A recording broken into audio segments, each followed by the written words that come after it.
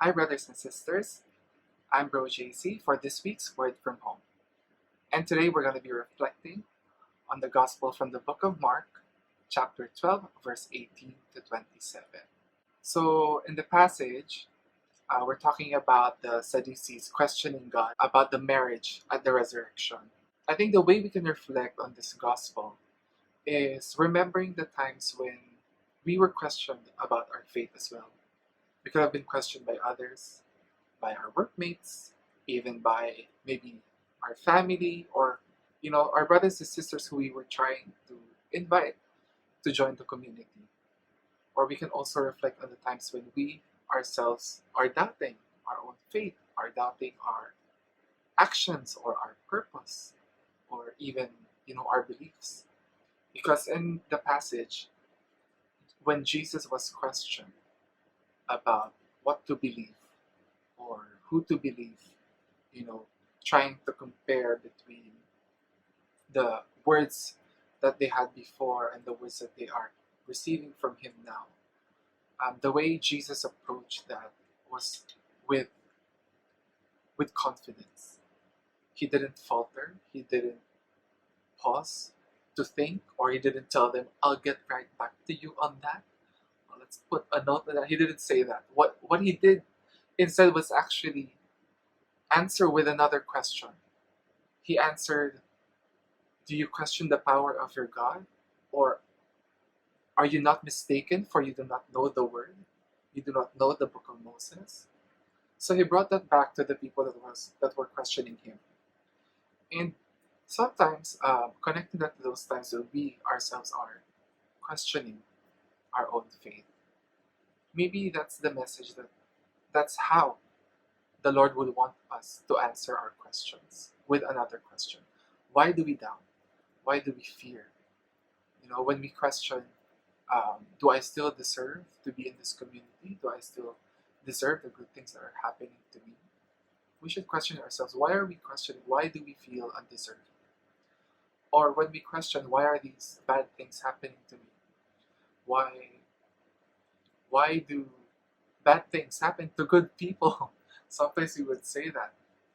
But maybe we also have to stop and ask, what what is God telling us in these hard times or in these difficult times, especially during this pandemic? I'm sure a lot of us, uh, during our alone times, we question why this is happening to the people that also experience living with COVID.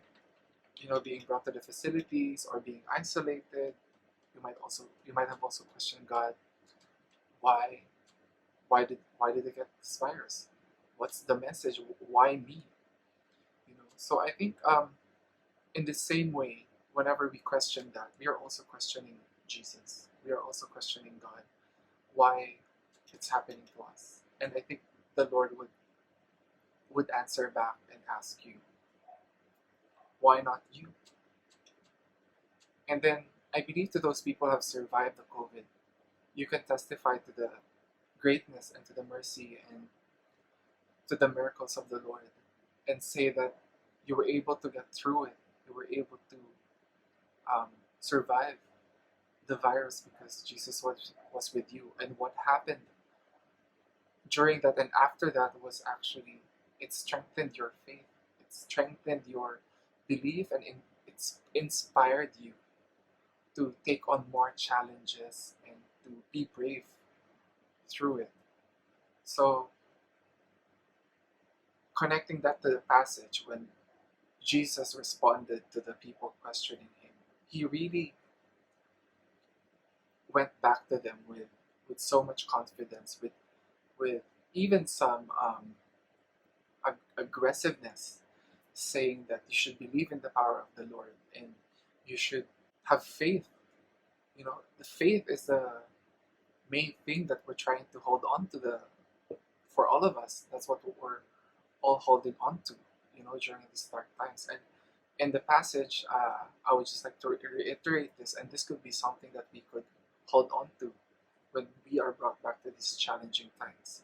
In the passage, it was said that our God is the God of the living, not the dead. What does that mean? So, is God only with us when we're here on earth, living, breathing?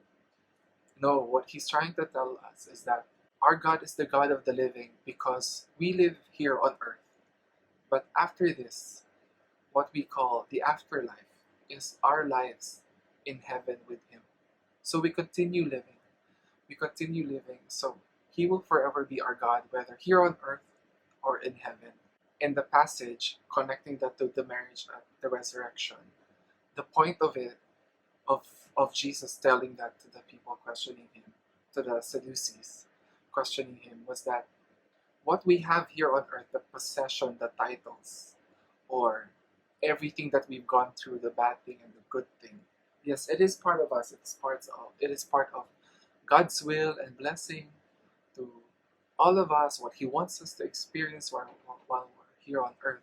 But once we go up to heaven, all of that will just be a part of our human experience. But when we go to heaven, like in our teachings, we all become angels. We all become saints.